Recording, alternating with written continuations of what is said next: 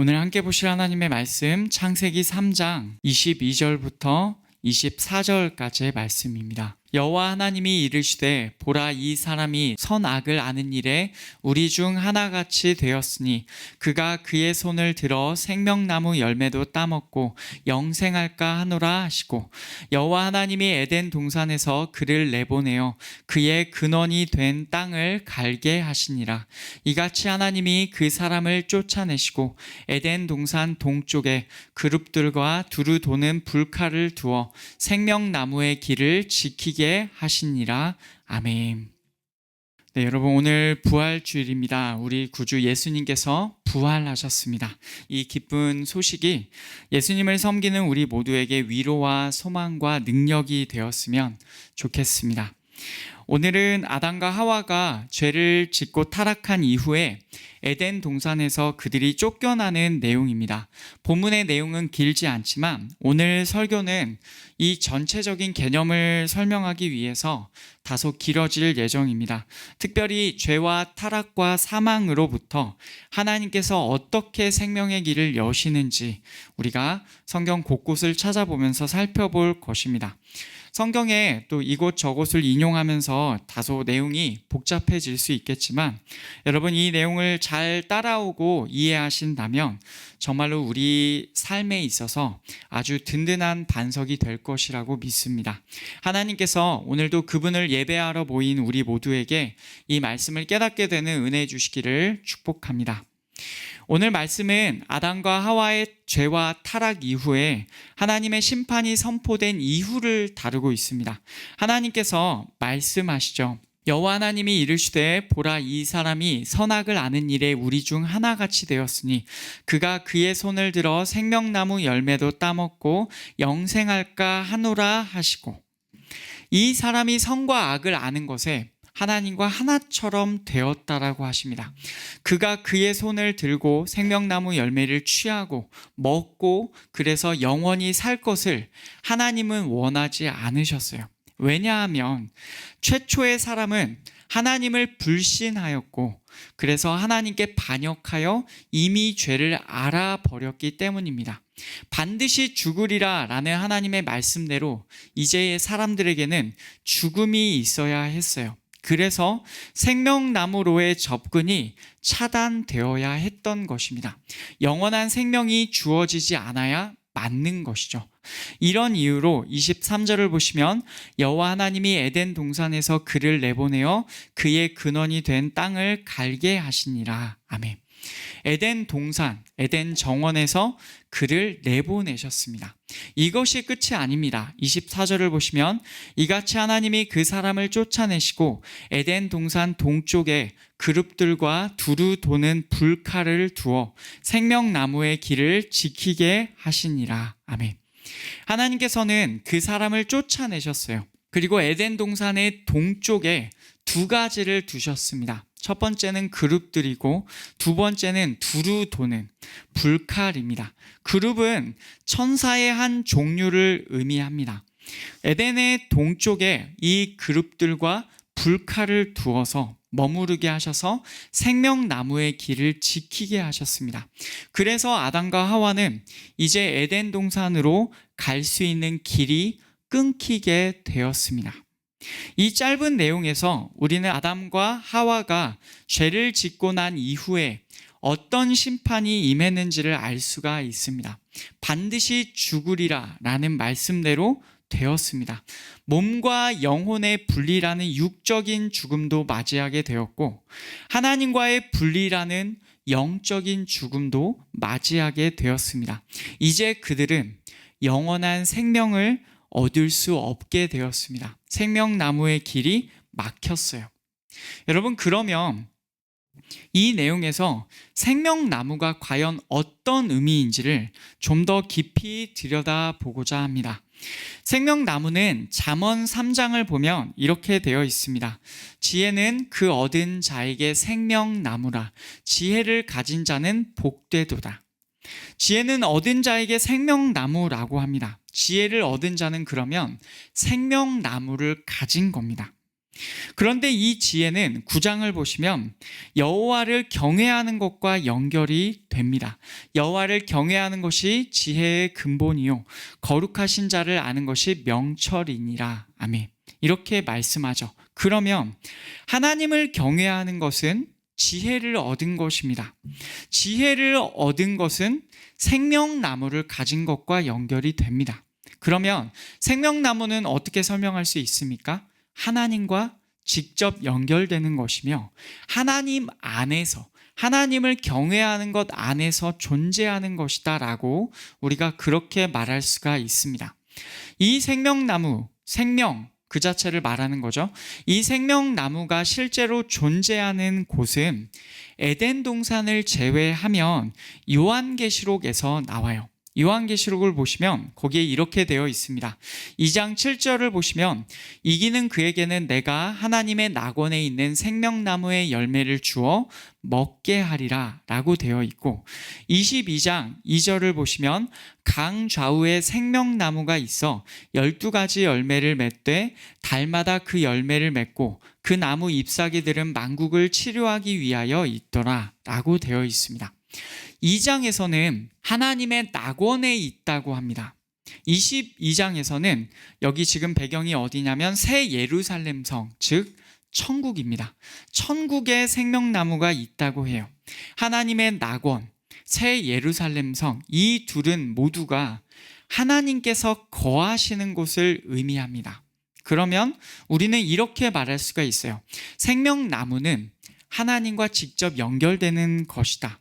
그리고 하나님께서 거하시는 곳에 있다. 생명나무는 말 그대로 사람에게 생명을 주는 것입니다. 이것은 하나님과 함께 있습니다. 새 예루살렘 성 안에 있는 생명나무도 그렇고 에덴 동산 안에 있는 생명나무도 그러합니다. 창세기 3장을 보시면 하나님께서 거니셨던 곳이 바로 에덴 동산이었고 그곳에서 하나님께서 사람과 교제하셨습니다. 바로 그곳 에덴 동산의 가운데에 있었던 나무가 생명나무였죠.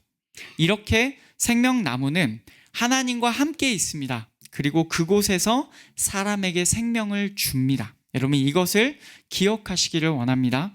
죄를 지은 사람은 반드시 죽어야 했습니다. 그리고 생명이 빼앗겼고 그래서 에덴 동산에서 쫓겨난 것입니다. 오늘 본문을 보시면 그들이 쫓겨난 직접적인 이유는 바로 생명나무 때문이라고 나와요. 앞에서도 말했지만 죄를 알게 된 사람에게 이제는 영원한 생명이 허락되지 않은 것입니다. 하나님께서는 그 사람을 쫓아내시고 에덴 동산의 동쪽 출입구를 지키게 하셨어요. 그 결과 사람에게는 에덴 동산, 생명나무가 있는 곳으로의 접근이 불가능하게 되었습니다. 이제는 생명이 없는 것입니다. 생명이 있는 그 자리에 있을 수가 없으니 이제는 생명이 없는 것이다 라고 하겠습니다. 그러나 내용은 이것이 끝이 아니에요. 하나님께서는 아담과 그의 아내에게 가죽옷을 지어 입히시면서 하나님의 은혜를 베푸셨죠. 이 하나님의 은혜는 성경의 곳곳에서 계속 이어집니다. 바로 뒤에 나오는 동생 아벨을 죽여서 최초로 살인한 가인에게도 하나님께서는 은혜를 주셨습니다. 아벨을 대신하여 하나님께서는 아담과 그의 아내에게는 셋이라는 아들을 또 주셨습니다. 그 셋이 에노스라는 아들을 낳았을 때 그때 비로소 사람들이 하나님의 이름을 불렀다고 나와요. 이렇게 사람을 향한 하나님의 은혜는 멈추지 않고 계속 이어지고 있어요. 그런데 그 하나님의 은혜가요, 생명나무의 길이라는 측면에서 본격적으로 드러난 곳이 있습니다. 그곳이 어디입니까? 그것은 바로 우리가 전에 살펴보았던 출애굽기에 나오는 성막입니다. 우리가 앞에서 생명나무는 하나님과 함께 있으며 그곳에서 사람이 생명을 얻는다라고 하였습니다. 이 개념이 그대로 구현된 곳이 어디냐면 성막입니다. 성막은 동쪽의 그룹들과 불칼을 두셔서 생명나무의 길이 막혀버린 에덴 동산과 비슷한 구조를 가지고 있습니다. 성막은 대략 이러한 구조로 되어 있습니다. 성막의 뜰까지 포함해서 보면 이런 구조로 되어 있다라는 거예요. 유심히 보아야 할 점은 이 출입구가 동쪽으로 나 있다는 것입니다. 에덴 동산의 동쪽과 비교해 보시기를 원해요.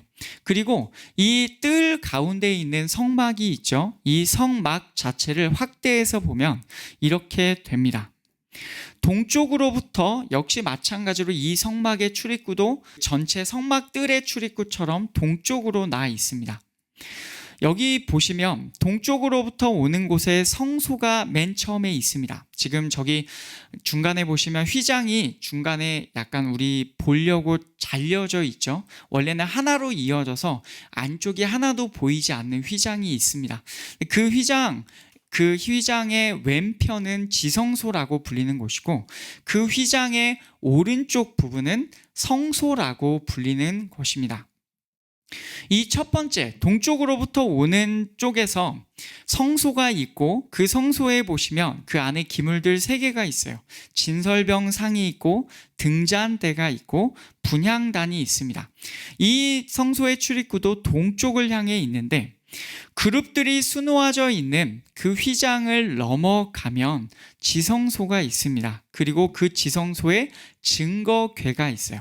바로 이 휘장이 안쪽에 있는 휘장이 성소와 지성소를 구분하는데 그 휘장에는 그룹들이 수놓아져 있습니다. 창세기 26장을 보시면 너는 청색, 자색, 홍색 실과 가늘게 꼰 배실로 짜서 휘장을 만들고 그 위에 그룹들을 정교하게 수놓아서 그 휘장을 갈고리 아래에 늘어뜨린 후에 증거궤를 그 휘장 안에 들여놓으라.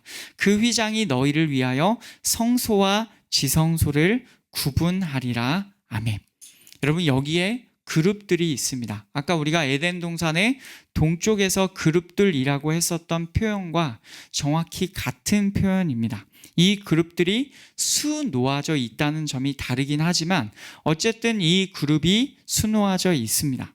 그리고 지성소 안에 증거궤를 보겠습니다. 그 증거궤의 덮개는 속죄소라고 불리는 곳인데 그 위에 또 그룹들이 있어요. 출애굽기 25장을 보시면 그룹들은 그 날개를 높이 펴서 그 날개로 속죄소를 덮으며 그 얼굴을 서로 대하여 속죄소를 향하게 하고 속죄소를 궤 위에 얹고 내가 내게 줄 증거판을 궤 속에 넣으라. 거기서 내가 너와 만나고 속죄소 위 곧 증거궤 위에 있는 두 그룹 사이에서 내가 이스라엘 자손을 위하여 내게 명령할 모든 일을 내게 이르리라. 아멘. 여기 보시면 그룹들이 나옵니다. 이것이 이해가 잘 안 되실 것 같은데 이 증거궤를 또 이런 모양일 것이다 라고 추측해 본 그림을 보시면 이렇게 되어 있습니다. 궤가 있고 그 궤 위에 판을 얹어요. 그 판 위에 그룹들을 새겨가지고 이렇게 모양을 만들어 놓았습니다. 바로 이곳에서 하나님께서 모세를 만나 주시겠다고 하셨어요.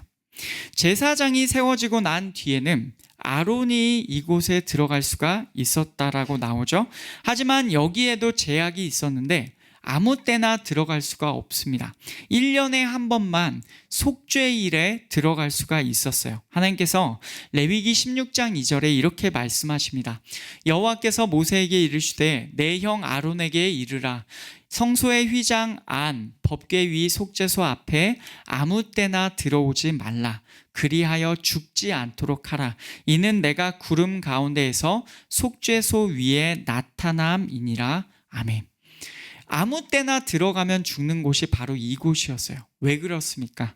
하나님께서 구름 가운데에서 속죄소 위에 언약궤 위에 지성소 안에서 나타나시기 때문이에요.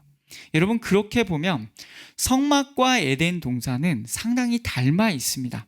출입구가 동쪽으로 나 있고 그 동쪽 출입구는 원래는 막혀 있습니다. 그룹들이 지키고 있어요. 성막에서도 그룹들이 수놓아져 있었고 언약궤 위에서도 그룹들의 모양이 있었습니다.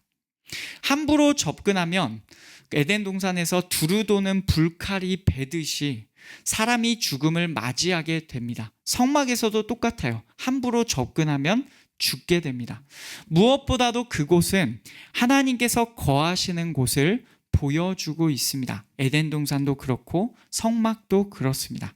이렇게 성막은 에덴 동산과 상당히 비슷한 구조를 가지고 있어요. 그런데 여기서 하나님의 은혜가 있습니다. 타락 이후의 에덴 동산은 최초의 사람들이 도저히 접근할 수 없는 곳이었지만 성막은 어떻습니까? 하나님께서 제한적이지만 사람의 출입을 허락하셨어요. 대제사장이 1년에 한 번 속죄일에 들어갈 수 있게 하셨습니다. 아예 하나님께 나아갈 수 없던 에덴 동산, 생명나무의 길이 막혀버린 에덴 동산과 성막을 비교해 보십시오. 성막은 하나님의 은혜가 아주 잘 드러나 있는 곳입니다. 아무리 죄인일지라도 죄가 해결되기 위하여 그들을 대표하는 대제사장이 속죄일에 하나님 앞에 나아갈 수가 있었던 것입니다. 죄인을 향한 하나님의 은혜가 보이시죠? 그렇다면 왜 성막에서는 이렇게 하나님께서 은혜를 주셨을까요? 성막이 무엇인지를 생각해 보겠습니다. 성막이 무엇이냐면 출애굽기 25장 말씀을 다시 보면 거기에 세 가지 목적이 나옵니다. 내가 그들 중에 거할 성소라고 하셨고, 거기서 내가 너와 만나고 라고 하셨으며, 내가 이스라엘 자손을 위하여 내게 명령할 모든 일을 내게 이르리라 라고 하셨습니다. 세 가지 목적 무엇입니까? 첫째, 하나님께서 이스라엘 백성 가운데 성소, 거룩한 곳이라는 뜻인데, 즉 성막에서 거하십니다. 하나님께서 이스라엘 백성 가운데 성막에서 거하신다는 거예요. 둘째, 성막 안의 지성소에서 하나님께서 사람을 만나 주십니다. 셋째, 그렇게 사람을 만나 주실 때 하나님의 명령을 주십니다. 만약 하나님께서 죄를 알아버린 사람을 포기하셨다면 여러분 굳이 이렇게 행하시겠습니까? 만약에 하나님께서 사람을 포기하셨어요. 그러면 하나님께서 만나 주실 일이 있습니까? 그들 가운데 거하실 일이 있습니까? 만약에 사람을 포기하셨다면 그들에게 다시 명령하실 일이 있겠습니까?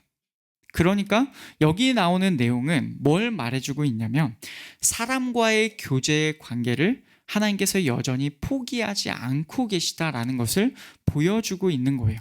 그 방법이 바로 성막인 것입니다. 사람이 하나님을 만날 수 있는 곳이 바로 성막인데 이 성막에서는 제사가 이루어져야 합니다. 이 제사를 이 시대 표현으로 바꾸면 예배입니다. 좀 더 정확하게 성막의 제사를 표현하자면 사람이 죄로부터 정결함을 얻는 과정이에요. 레위기 말씀에서 그 내용이 잘 드러나 있습니다. 이 날에 너희를 위하여 속죄하여 너희를 정결하게 하리니 너희의 모든 죄에서 너희가 여호와 앞에 정결하리라. 아멘. 여러분 이 말씀을 보면 어떻습니까? 정결하게 하는 게 성막의 기능이에요. 모든 죄에서 정결하게 되는 방법이 바로 성막에서 드리는 제사 안에 있습니다. 죄가 있는 사람이 하나님께 접근할 수가 없기 때문에 그 죄를 해결하는 과정, 속죄의 과정을 거쳐요. 그 속죄의 방법이 바로 제사입니다. 더 정확하게는 피를 가진 생명을 죽여서 그 피를 제단에 뿌림으로써 사람의 죄가 덮이게 되는 것이에요.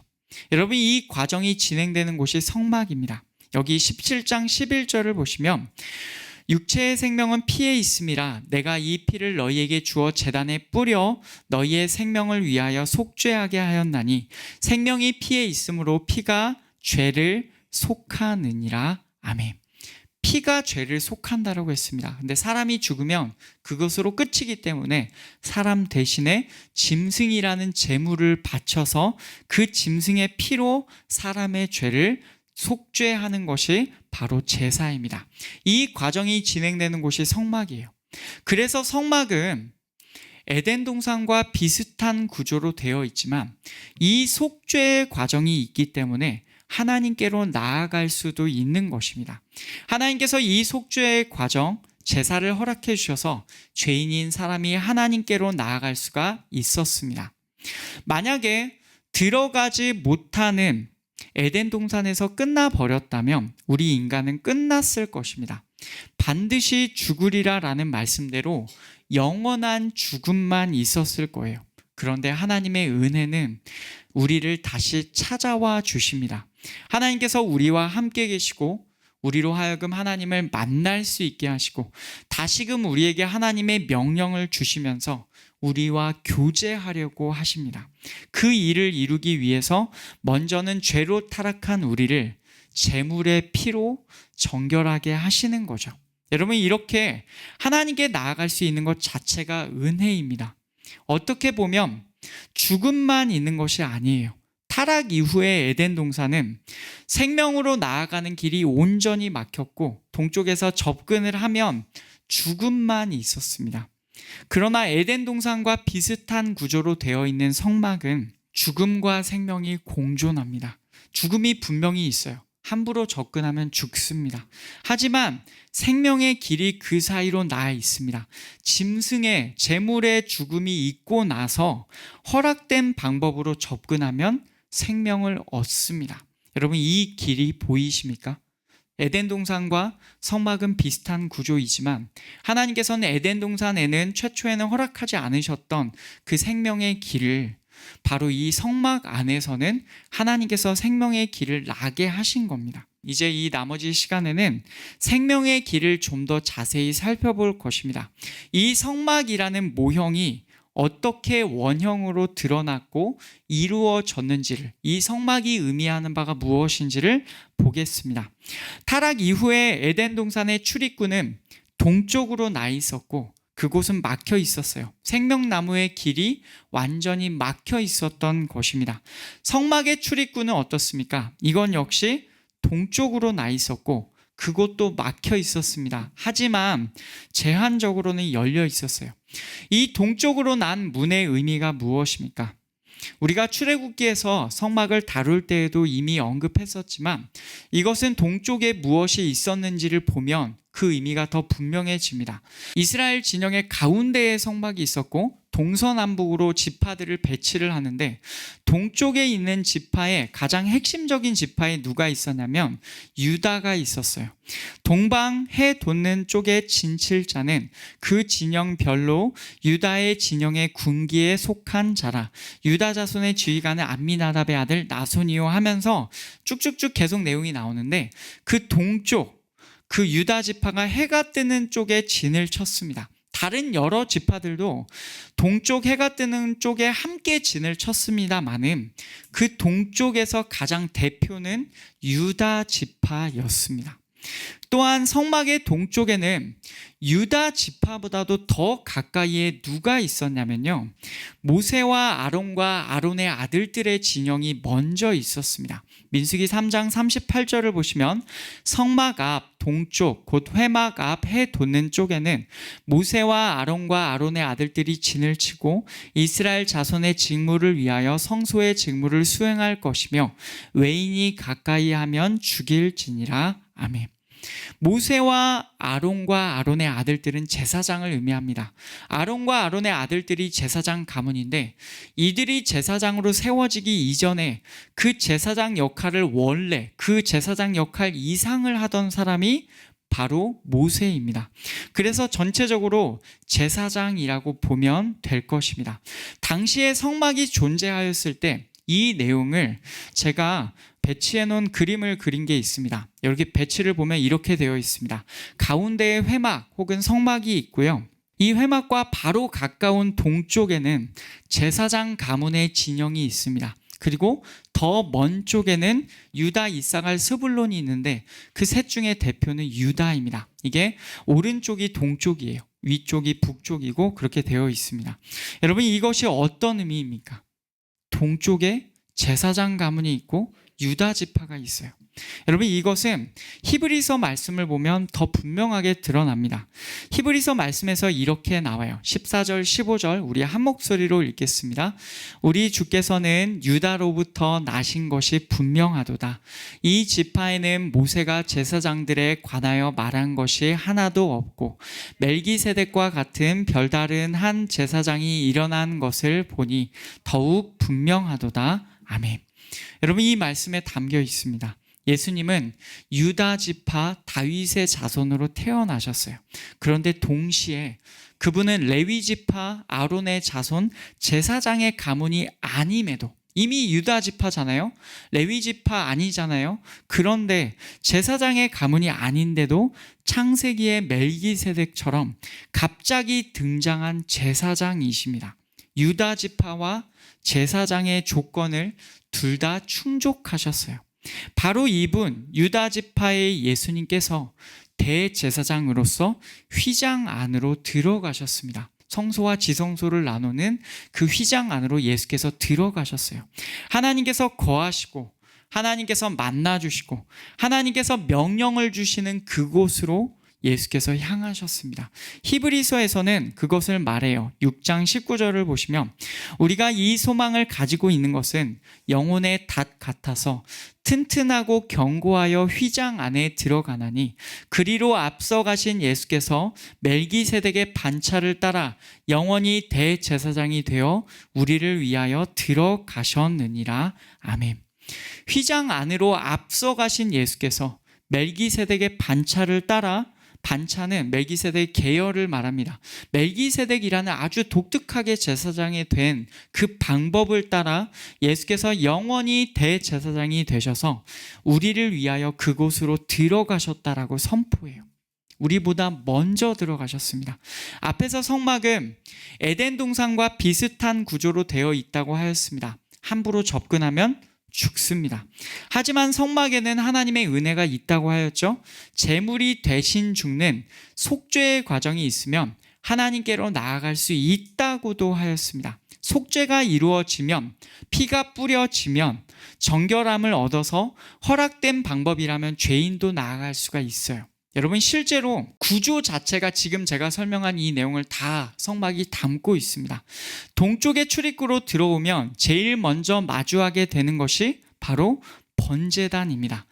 출애굽기 40장을 보시면 또 번제단을 회막의 성막 문 앞에 놓고 또 물두멍을 회막과 제단 사이에 놓고 그 속에 물을 담고 라고 되어 있습니다.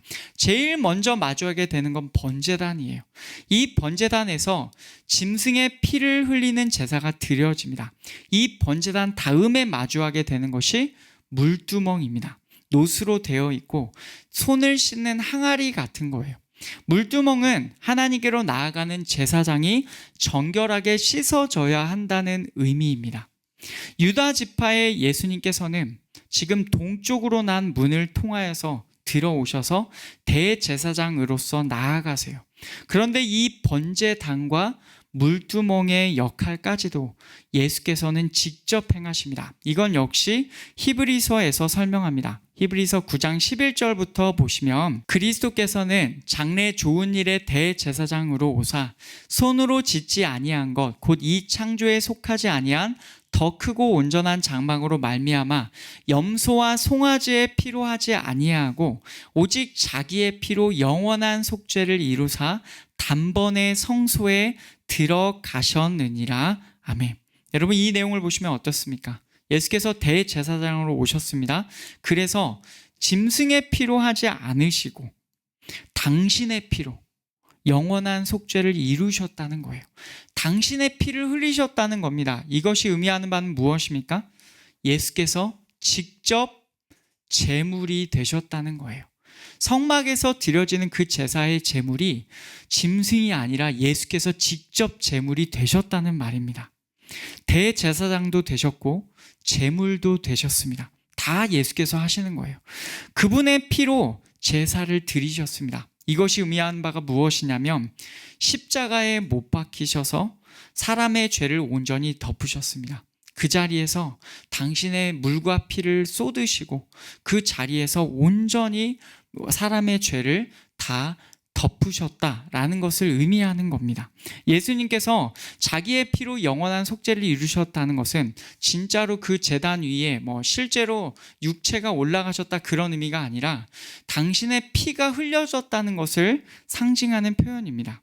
예수께서는 하나님께로 나아가는 길을 먼저 걸으셨고 그분이 십자가 위에서 돌아가셨을 때 사람들이 하나님께로 나아갈 수 있는 길을 활짝 여셨어요. 그 증거가 예수께서 돌아가실 때 성전의 휘장이 찢겨진 것입니다. 아까 보셨던 휘장이 있죠? 성소와 지성소를 나누는 그 휘장이 예수께서 십자가에 못 박혀 계실 때, 돌아가실 때 그 성전의 휘장이 위에서 아래로 두 갈래로 완전히 찢어졌어요. 이 휘장은 천막으로 되어 있었던 성막에 있었고요. 건물로서 지어진 성전에도 휘장은 있었습니다. 이 휘장은 성소와 지성소를 나누던 것이었어요. 그런데 그것이 예수께서 돌아가실 때 위에서 아래로 찢어져서 둘이 되었고, 그 가운데가 이제 활짝 열려서 그 가운데로 가는 길이 보이게 되었습니다. 여러분, 이것은 이제 하나님께로 나아가는 길이 예수 그리스도 안에서 사람에게 열렸다는 것을 의미합니다. 마침내 에덴 동산의 동쪽에서 막혀 있었던 생명나무의 길, 그 생명의 길이 열리게 되었다는 것을 의미해요. 그래서 히브리서에서는 이렇게 말씀합니다. 염소와 황소의 피와 및 암송아지의 죄를 부정한 자에게 뿌려 그 육체를 정결하게 하여 거룩하게 하거든, 하물며 영원하신 성령으로 말미암아 흠없는 자기를 하나님께 드린 그리스도의 피가 어찌 너희 양심을 죽은 행실에서 깨끗하게 하고 살아계신 하나님을 섬기게 하지 못하겠느냐. 예수께서 행하신 일이 여기에 드러납니다. 예수 그리스도의 피가 우리의 양심을 깨끗하게 하고 살아계신 하나님을 섬기게 한다라고 합니다. 아까 말씀드렸던 그 피가 흘려진 번제단의 역할도 하셨고, 정결하게 되는 물두멍의 역할도 예수께서 정결하게 하심으로 하신 겁니다. 그래서 어떻게 되느냐? 이제 10장 19절부터 22절에서 그러므로 형제들아, 우리가 예수의 피를 힘입어 성소에 들어갈 담력을 얻었나니. 아멘. 예수님의 피를 힘입어서 성소에 들어갈 담력을 얻었다고 합니다. 전에는 죄로 인하여서 하나님께로 나아가면 죽습니다. 그런데 동쪽으로부터 오신 예수께서 그 길을 들어가시고 그 길을 먼저 가셔서 그 길을 열어놓으시자, 제물이 되셔서 열어놓으시자 이제 그 길이 열려서 우리가 하나님께로 나아갈 수 있는 길이 열린 겁니다. 여러분, 이 길은 우리를 위하여 휘장 가운데로 열어놓으신 새로운 살 길이에요. 사는 길, 생명의 길입니다. 휘장은 곧 그분의 육체라고 합니다.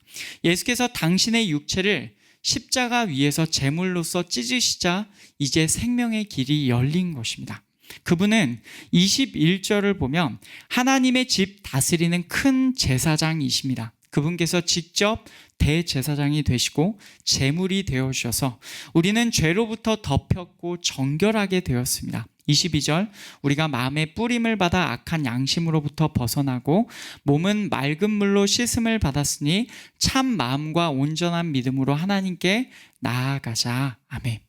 여러분, 그분 안에 있으면 우리는 씻음을 받을 수가 있고 하나님께 나아갈 수가 있어요. 즉, 예수님께서 이 모든 일을 이루시는 성막, 성전 그 자체가 우리에게 되어 주신 겁니다. 제물이 되어 주셨고 대제사장이 되어 주셨고 성막 그 자체가 예수께서 되어 주신 거예요. 여러분, 그렇기 때문에 하나님께로 나아가는 길, 생명의 길, 생명나무의 길의 핵심에는 누가 계십니까? 예수님께서 계십니다.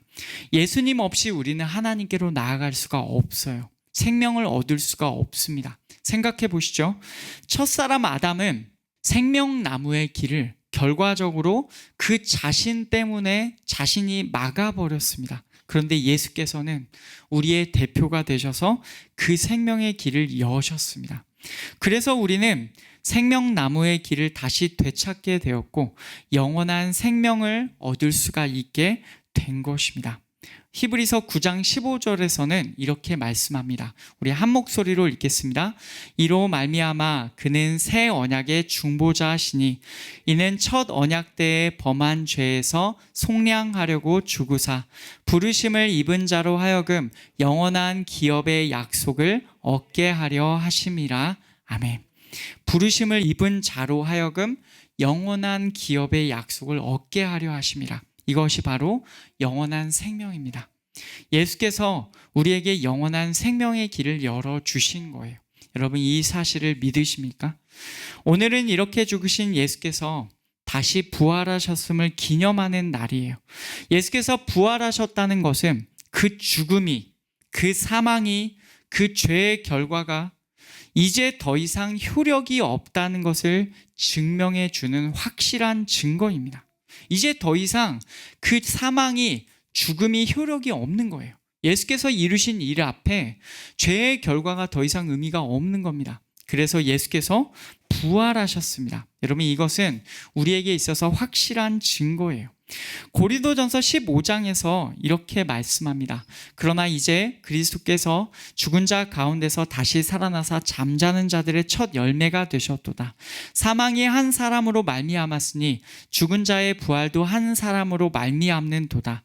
아담 안에서 모든 사람이 죽은 것 같이 그리스도 안에서 모든 사람이 삶을 얻으리라. 아멘. 사망이 한 사람 아담으로 말미암아서 모든 사람이 아담 안에서 죽었습니다. 죽음을 경험합니다. 실제로 그것이 상징적으로 드러나는 게 뭐냐면 에덴 동산 동쪽에 생명나무로 가는 길이 완전히 막혀버렸습니다. 그것이 보여주는 거예요. 그러나 죽은 자의 부활이 한 사람 그리스도로 말미암아서 모든 사람이 그리스도 안에서 부활합니다.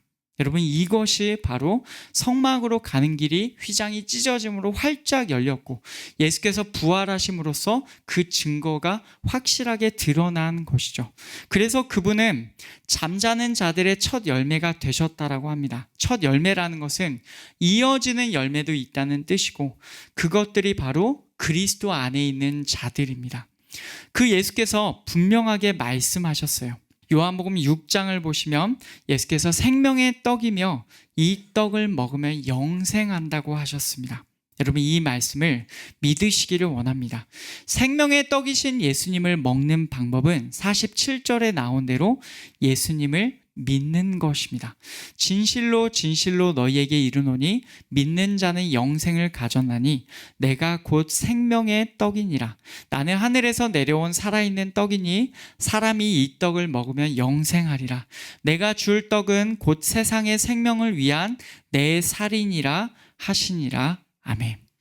여러분, 예수님을 믿는 자가 생명의 떡이신 예수님을 먹는 자입니다.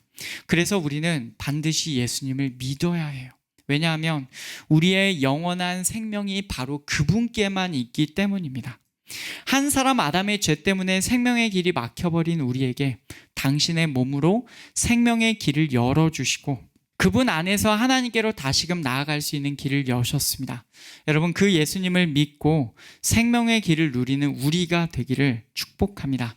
예수님의 부활하심을 분명하게 인정하기를 원해요. 그렇게 예수님을 믿는 우리에게 예수님의 부활은 이제 죄의 결과가 끝이 났다는 것을 보여줍니다.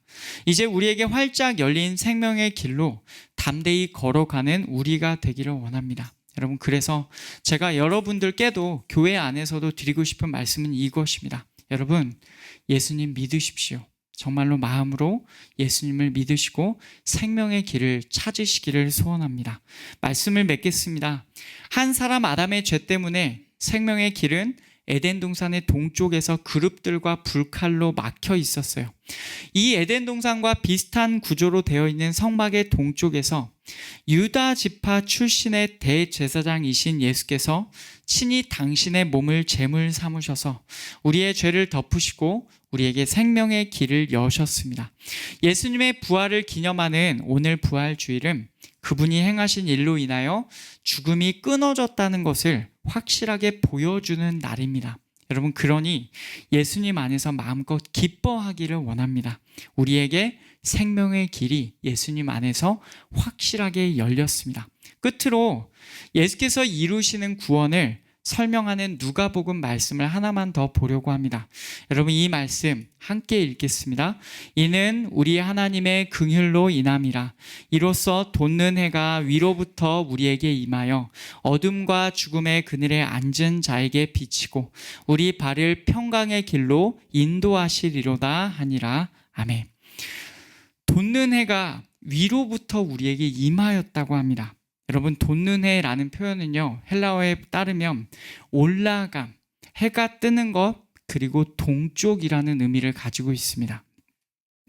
에덴 동산의 동쪽에 막혀 있던 생명나무의 길이 성막의 동쪽에서 오시는 예수님 안에서, 돋는 해로 오시는 예수님 안에서 우리에게 활짝 열렸어요.